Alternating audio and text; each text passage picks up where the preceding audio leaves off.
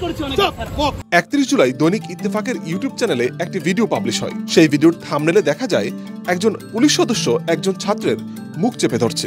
মানুষের বাক স্বাধীনতা হরণের চিত্র এই ছবিটিতে সম্পূর্ণভাবে ফুটে উঠেছে বলে সাধারণ মানুষের ধারণা। আর সেই কারণেই ভিডিওটি পাবলিশ হওয়ার সাথে সাথে সামাজিক যোগাযোগ মাধ্যমে ব্যাপকভাবে ছড়িয়ে পড়ে ছবিটি।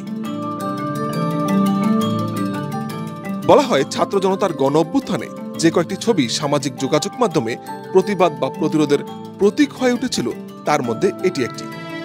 31 জুলাই শিক্ষার্থীদের ডাকা মার্চ ফর জাস্টিস কর্মসূচিতে যার ক্যামেরায় এই ছবিটি ধারণ করা হয়েছিল, ইত্তেফাক মাল্টিমিডিয়া সাংবাদিক শেখ নাসির জানাচ্ছিলেন এই ছবিটির পেছনের গল্প।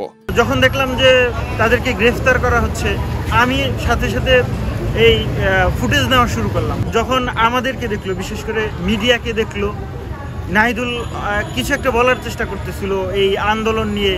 তারা বলার চেষ্টা করতেছিল আমি তো সাধারণ শিক্ষার্থী, আমি কেন আসলে গ্রেফতার হব, আমাকে কেন গ্রেফতার করা হচ্ছে। 5 স্টার রেটিং প্রাপ্ত বিএলডিসি টেকনোলজির Walton super saver ceiling fan 65% পর্যন্ত বিদ্যুৎ বিল সাশ্রয় করে আপনাকে রাখে প্রশান্তিতে।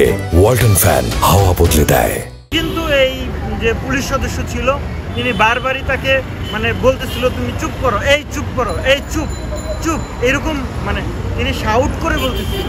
এবং উচ্চস্বরে যখন তিনি দেখলাম যে এই চুপ করাতে পারতেছে না, তখনই নাহিদুলের মুখটা চেপে ধরা হয়েছে। এবং আমি ছিলাম সামনে, তো আমার ক্যামেরায় পড়ে যায় হাইকোর্টের যে মাজার রোডের গেটটা, ওই গেটের দিকে যায় এবং তাদেরকে গাড়িতে তুলে ফেলে। 5 আগস্ট সাবেক প্রধানমন্ত্রী শেখ হাসিনা দেশ ত্যাগ করার পরেও এই ছবিটি থেকে গিয়েছিল আলোচনার কেন্দ্রবিন্দুতে।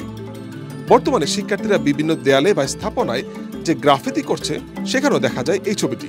17 আগস্ট থেকে ড্রিক গ্যালারিতে কার্টুন বিদ্রোহ নামে একটি প্রদর্শনী চলছে, সেখানেও অন্যতম আকর্ষণ হয়ে আছে এই ছবিটি। উল্লেখ্য, ছবিটি ভাইরাল হবার পর শিক্ষার্থীর মুখ চেপে ধরা শাহবাগ থানায় কর্মরত সেই পুলিশ সদস্যকে 19 আগস্ট সাময়িকভাবে বরখাস্ত করা হয়।